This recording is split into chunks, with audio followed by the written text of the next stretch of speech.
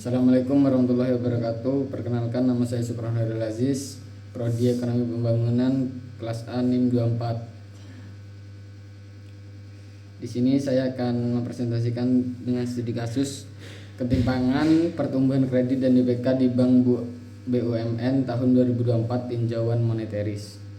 Latar belakang, pada tahun 2024 Bank Mandiri dan BRI mengalami ketimpangan antara pertumbuhan kredit dan dana pihak ketiga DBK, mendorong LDR mendekati batas risiko likuiditas.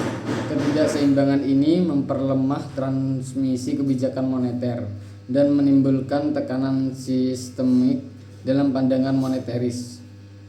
Ekspansi kredit tanpa dukungan dana real menciptakan distorsi uang beredar. Selain itu, intervensi pemerintah melalui penugasan kredit Bank BUMN dinilai bertentangan dengan prinsip netralitas uang. Ketimpangan kredit dan DBK, gejala ketidakseimbangan struktural.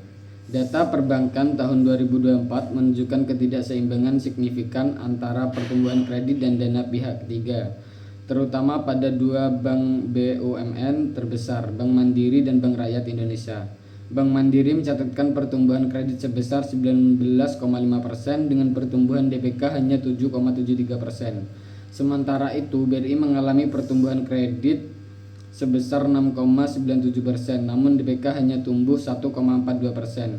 Ketimpangan ini menyebabkan loan to deposit kedua bank mendekati angka 87%. Mendekati ambang batas yang ditetapkan oleh regulator sebagai sinyal tekanan likuiditas.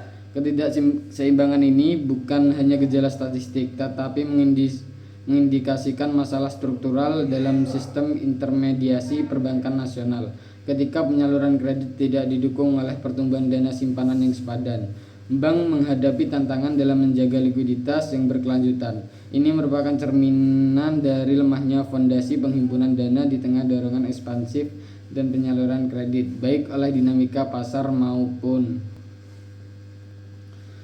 perspektif teori moneteris. Ketidakseimbangan dalam uang beredar. Dalam kerangka teori moneteris yang dikembangkan oleh Milton Friedman, pertumbuhan jumlah uang beredar harus berlangsung secara stabil dan proporsional dengan pertumbuhan ekonomi real.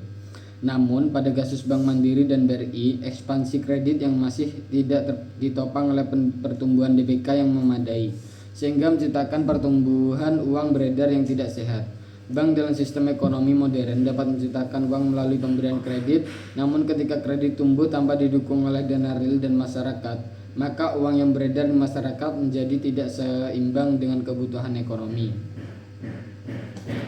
Peran Bank BUMN distorsi dalam alokasi moneter.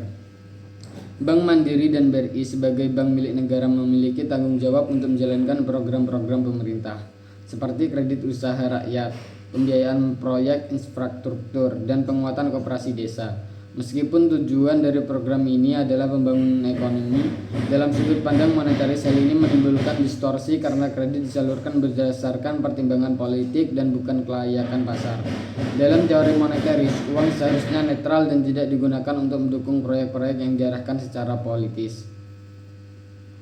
Kritik terhadap respon kebijakan moneter. Untuk menghadapi tekanan likuiditas yang timbul, Bank Indonesia telah merespon dengan sebagai kebijakan seperti memberikan insentif likuiditas makroprudensial agar bank lebih fleksibel dalam menyalurkan kredit, melonggarkan ketentuan giro wajib minimum agar bank memiliki lebih banyak dana cadangan, melakukan operasi pasar terbuka dan mendorong pembiayaan melalui pasar modal seperti efek beragun aset EBA-SP. Namun dari sudut pandang moneteris, kebijakan ini bersifat diskresioner atau responsif jangka pendek. Friedman menilai bahwa jenis kebijakan seperti ini justru bisa memperparah ketidakstabilan karena mendorong fluktuasi moneter tambahan dan menciptakan siklus yang berulang.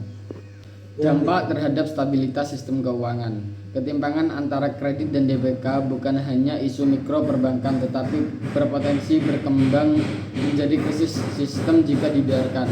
Meskipun rasio permodalan KAR dan kredit bermasalah, masih terkendali tekanan likuiditas yang terus meningkatkan bisa menyebabkan gangguan fungsi intermediasi perbankan, resiko penarikan dana besar-besaran, dana kenaikan tajam, suku bunga yang bisa berdampak negatif terhadap perekonomian nasional.